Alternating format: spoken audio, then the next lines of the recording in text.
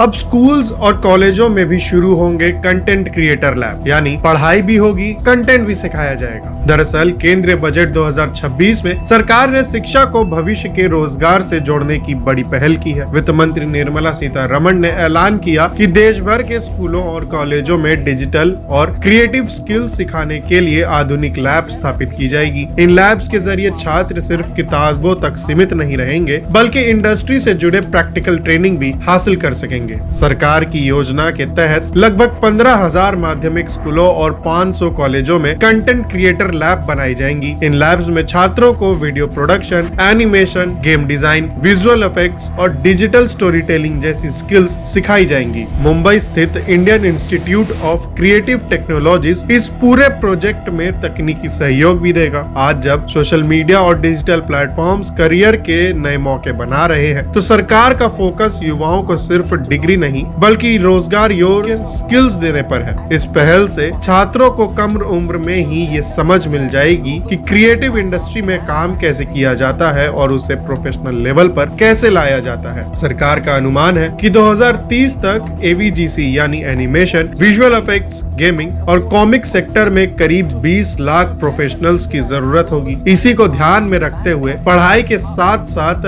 Hands on training पर जोर दिया जाएगा, ताकि छात्र पढ़ाई पूरे करते ही इंडस्ट्री के लिए तैयार हो। कुल मिलाकर ये कदम उन लाखों युवाओं के लिए नई उम्मीद लेकर आया है जो अपने क्रिएटिव टैलेंट को करियर में बदलना चाहते हैं। अब सपना नहीं, सिस्टम भी उनका साथ देगा।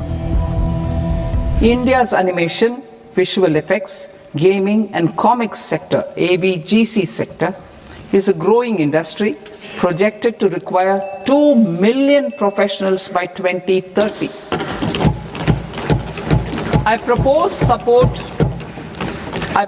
to support the Indian Institute of Creative Technologies, Mumbai, in setting up AVGC content creator labs in 15,000 secondary schools all over the country and 500 colleges.